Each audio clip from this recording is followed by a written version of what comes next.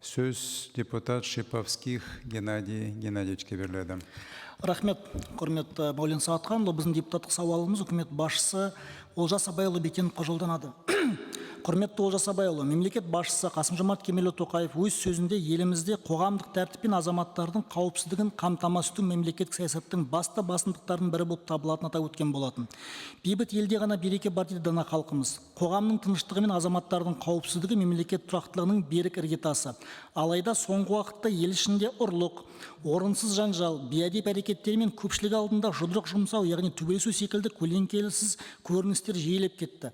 Мұндай бұзақылықтар қоғамда үрей тудырып, жолшылықтың әділет пен тәртіпке деген сенімін әлсіретуде. Мынау енді соңғы жаңалықтарға сәйкес тіпті әкім орынбасарының өміріне қастандық жасау фактісі тіркеліп отыр. Сондай-ақ мектептердегі бұзақылық өршіп тұр. Балалар мектепке оқуға бара ма, әлде біреуді ұруға немесе төбелесуге бара ма, адам баласы түсінбейді негізінде.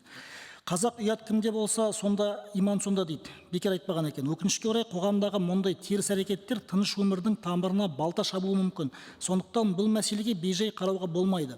Бұзақылықтың алдын алу тек полицияның ғана емес, бүкіл қоғамның, әсіресе мемлекеттік органдардың ортақ міндеті болуы тиіс. Ресми статистикаға назар аударайық енді.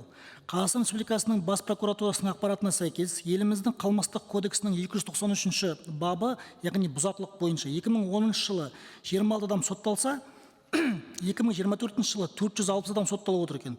Сол сияқты әкімшілік құқық бұзушылық туралы кодексінің 434 бабы ұсақ бұзақылық бойынша 2022 жылы 15282 іс тіркелсе, 23 жылы 17429, ал 24 жылы 21917 құқық бұзушылық тіркеліп отыр екен. Өкінішке орай өздеріңіз байқағаныңыздай, бұл құқық бұзушылық қоғамдықта кең таралып, статистика жылдан жылға өсіп отыр. Тұрмыстық ортада, мектептерде, қоғамдық көліктер мен көшелерде мұндай жағдайлар жиі кездесіп, азаматтардың өміріне қауіп төндіруде. Бұзақылықтың алдын алу тетіктерінің әлсіздігі, бейне бақылау жүйелерінің жеткіліксіздігі, сондай-ақ профилактикалық жұмыстардың формалды түрде жүргізілуі бұл жағдайдың негізгі себептері болып табылады. Біз ел ішіндегі тәртіп сақтау арқылы ғана әділетті қоғам орнатып, өркениетті мемлекетке айнала аламыз. Тәртіпке бағынған құл болмайды деген сөздің мәнінде осында болар. Құрметті Олжас Абайұлы, қоғамдық тәртіп пен азаматтық қауіпсіздік әлеуметтік тұрақтылықтың негізі. Бұзақылыққа қарсы күресті күшейту үшін үкімет тарапынан нақты шаралар қабылдау қажет.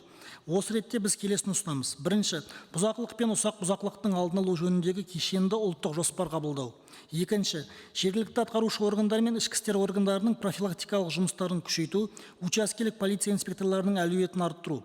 Үшінші, жастар арасында тәртіп пен жауапкершілікті күшейтетін отбасылық тәрбие мен мектептегі моральдық этикалық құндылықтарға негізделген жаңа бағдарламалар әзірлеу. Төртінші, қоғамдық орындарда бейне бақылау жүйелерін кеңейту арқылы құқық бұзушылықтарды дер кезінде анықтау мүмкіндігін арттыру. Бесінші, бұзақылық жасағандарға жазаны қатаңдату мәселесін қарастыру, әсіресе қайталанған құқық бұзушылықтар үшін.